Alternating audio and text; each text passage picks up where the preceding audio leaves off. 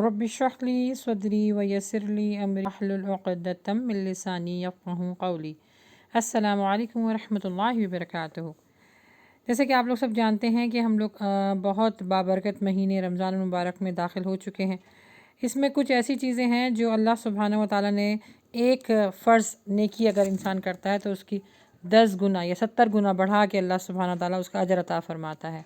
तो वैसे तो ज़कात आप साल में किसी भी टाइम निकाल सकते हैं, लेकिन अमूमन जो है एक चीज़ राइज हो चुकी है कि जब रमज़ान आता है तभी ज़कात निकलती है, क्योंकि इसका अजर बहुत ज़्यादा अल्लाह सुब्हानहू व तआला ने रखा है। और मेरे पास ज़कात को लेके काफ़ी सवाल आ रहे हैं, तो मैंने सोचा कि एक वीडियो बना ली जाए ताकि आप सबको इस्तिफ़ादा हासिल हो सके। आज हम जानेंगे कि ज़कात क्या होती है, ज़कात किसको दे सकते हैं, ज़कात किन पर फ़र्ज़ होती है, कब फ़र्ज़ होती है और ज़कात कितनी देनी चाहिए, और ज़कात अगर हम ना दें अपने माल पर तो क्या सज़ा होगी। तो इस वीडियो को ज़्यादा से ज़्यादा शेयर करें ताकि आपके साथ और लोगों का भी फ़ायदा हो और ये हमारे लिए भी और आपके लिए भी सदक़ा जारिया हो। ज़कात के लुग़वी मायने हैं पाक करना, बढ़ाना, चीज़ों में इजाफ़ा करना। पाक करने का मतलब ये है कि आपके माल को पाक करना, यानी जब आप ज़कात देते हैं तो अल्लाह सुब्हानहू व तआला आपके माल को पाक भी करता है और रिज़्क़ को बढ़ा भी देता है। शरीयत में ज़कात किसे कहते हैं? शरीयत में ज़कात कहते हैं माल के हक़ को अदा करना। ये एक फ़रीज़ा है जो मुसलमानों के ऊपर फ़र्ज़ कर दिया गया है, यानी अल्लाह सुब्हानहू व तआला ने इस फ़रीज़े को हमारे ऊपर फ़र्ज़ किया है ताकि ईमान वालों के लिए उनका माल पाक और हलाल हो सके। अच्छा, जब माल की बात आती है तो जहन में आता है कि क्या क्या चीज़ों पर ज़कात है। तो ज़कात चांदी, सोना और माल तिजारत, उसमें आपका घर भी हो सकता है और मवेशी जो आपने साल भर में पाले हों, या इतना पैसा जिससे आप चांदी ख़रीद सकें। अगर आपके पास एक साल इन सब चीज़ों पे गुज़र चुका है तो अब उन माल के ऊपर आपके लिए ज़कात देना फ़र्ज़ हो गया है। जैसे कि 7.5 तोला जो है वो सोना हो अगर आपके पास, और 52.5 तोला चांदी हो, या आपके पास इतना पैसा हो जिससे आप चांदी ख़रीद सकें, और या कोई घर आपने या दुकान आपने लेके माल तिजारत यानी उससे मुनाफा हासिल करने के लिए रखा हो तो उस पर भी ज़कात होती है। आपने कोई मवेशी ख़रीदा यानी कोई जानवर ख़रीदा और उसको पाला और उस पर एक साल गुजर गया और उससे जो मुनाफा आ रहा है तो उस पर भी ज़कात होगी। माल मवेशी पे भी ज़कात होती है। यानी खुलासा कलाम ये है कि जो भी माल आपके पास है जो बताया गया है, सोना, चांदी, माल तिजारत, अगर एक साल उस पर गुजर गया है तो आपको उस पर ज़कात देना फ़र्ज़ हो गया है। अब ये जानते हैं कितनी ज़कात। तो देखिए, जो आपके पास माल है, ख़ास तौर पे चांदी और सोना, वो आपको हर साल जाके सुनार के पास ले जाके तुलवाना होगा और उसका वेट चेक करना होगा, और उस ज़माने के हिसाब से जितनी मालियत उस पर होगी उसी पे ज़कात निकलेगी, क्योंकि जो सोने के रेट्स हैं वो अप एंड डाउन होते रहते हैं। ये ऐसा नहीं है कि आपने जो है 2 साल पहले अपने ज़ेवर को तुलवाया और उसी के हिसाब से आप ज़कात दे रहे, नहीं। ज़कात भी आपको जो हालिया रेट चल रहा होगा सोना और चांदी का, उसी हिसाब से आपको देनी होगी। अच्छा, ये तो वो लोग हैं जिन्होंने ज़कात जिनके पास माल है तो उस पर ज़कात निकालना है। अब किसको ज़कात देनी है, कौन मुस्तहिक़ है ज़कात लेने के लिए?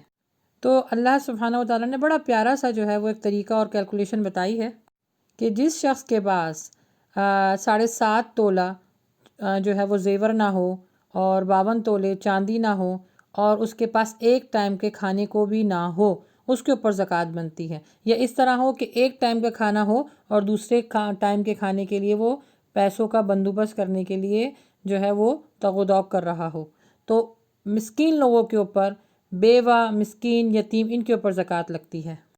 मुसाफिर को भी ज़कात दी जा सकती है अगर उसका माल चोरी हो जाए। बीवी शौहर को ज़कात दे सकती है कि अगर उसके पास कर्ज़ा बहुत ज़्यादा हो और उसके पास खाने को ना हो तो बीवी जो है वो ज़कात दे सकती है शौहर को। लेकिन शौहर बच्चों को, माँ बाप को और बीवी को ज़कात नहीं दे सकता, क्योंकि शौहर की ज़िम्मेदारी है, शौहर के फ़राइज़ में है इन लोगों की किफ़ालत करना। हाँ, लेकिन अगर गरीब रिश्तेदार हैं, भाई बहन हैं और या कोई करीबी रिश्तेदार है तो उनको सबसे पहले ज़कात देना बनती है। एक और मसला अहम बयान करती चलूँ, क्योंकि मेरे पास क्वेश्चन इस तरह के बहुत ज़्यादा आ रहे थे कि मेरे ससुराल वालों ने मेरा ज़ेवर जो मैके की तरफ से आया था और जो ससुराल वालों ने ख़ुद चढ़ाया था वो अपने कब्ज़े में कर लिया है, वो नहीं देते, तो अब इस पर ज़कात होगी कि नहीं होगी? तो इसमें उलमा बहुत क्लियर बताते हैं कि जब आपकी जो चीज़ मिल्कियत है उस पर ज़कात होगी, लेकिन आप अपने ससुराल वालों से इस चीज़ का मुतालबा करें क्योंकि वो आपका ज़ेवर है کہ اگر وہ آپ کو زیور دیتے ہیں تو زکوٰۃ بھی آپ کو دینی ہوگی، لیکن اگر وہ اپنے قبضے میں رکھ کے یہ کہتے ہیں کہ نہیں ہمیں آپ کو نہیں دینا، تو اب آپ بری ذمہ ہیں، اب وہ ان کی ملکیت ہو گئی، 1 سال گزرے گا تو ان کے اوپر اب زکوٰۃ بنے گی۔ ایک اور کوشچن میرے پاس بہت آتا ہے کہ ہمارے پاس زیور تو ہے لیکن زکوٰۃ نکالنے کے لیے پیسے نہیں ہیں، یعنی نقدی نہیں ہے۔ تو اس میں اللہ کے نبی صلی اللہ علیہ وسلم نے فرمایا ہے کہ جو مال تمہارے پاس ہے، یعنی چاندی اور سونا آپ کے پاس ہے لیکن آپ کے پاس نقدی نہیں ہے، تو اللہ کے نبی صلی اللہ علیہ وسلم نے فرمایا ہے کہ زیور میں سے کچھ حصہ بیچو، جو وہ نقدی یعنی جو رقم تمہارے پاس آ جائے پھر اس کو زکوٰۃ میں دو۔ یعنی عموماً میں نے سنا ہے کہ شوہر لوگ دے دیتے ہیں زکوٰۃ بیوی کے زیور کے اوپر، لیکن اگر شوہر منع کر دے تو شوہر گناہگار نہیں ہوگا، جس کا زیور ہے، جس کا مال ہے، اسی کے اوپر فرض ہے کہ وہ زکوٰۃ نکالے۔ تو خواتین کو چاہیے کہ اپنے زیور میں سے کچھ حصہ بیچے اور وہ جو نقدی یعنی جو مال ان کے پاس آئے گا، جو پیسے ان کے پاس آئیں گے، وہ زکوٰۃ کی صورت میں غریبوں کو تقسیم کر دیں۔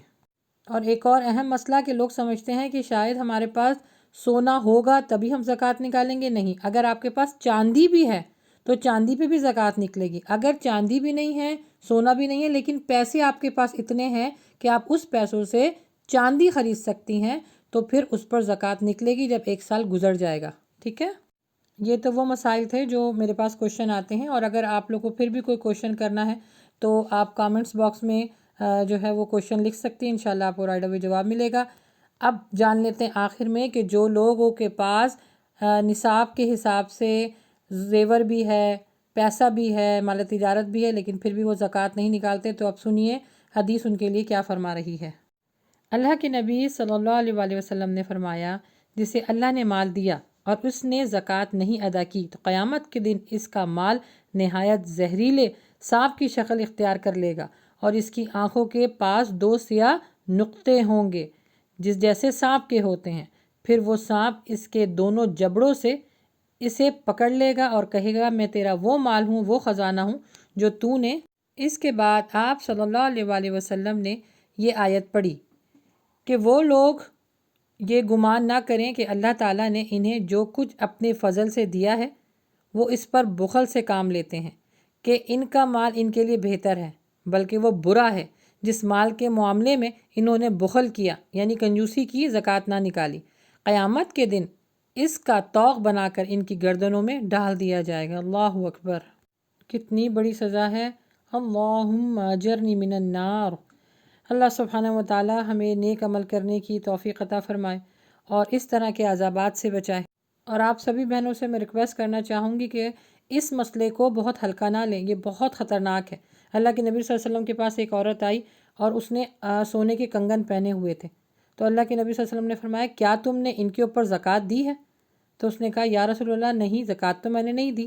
تو اللہ کے نبی صلی اللہ علیہ وسلم نے فرمایا کیا تم یہ چاہتی ہو کہ روز محشر تمہارے ہاتھوں میں آگ کے کنگن ہوں؟ اللہ اکبر۔ تو براہ مہربانی اس کو چھوٹا مسئلہ جان کے مت چھوڑیے گا۔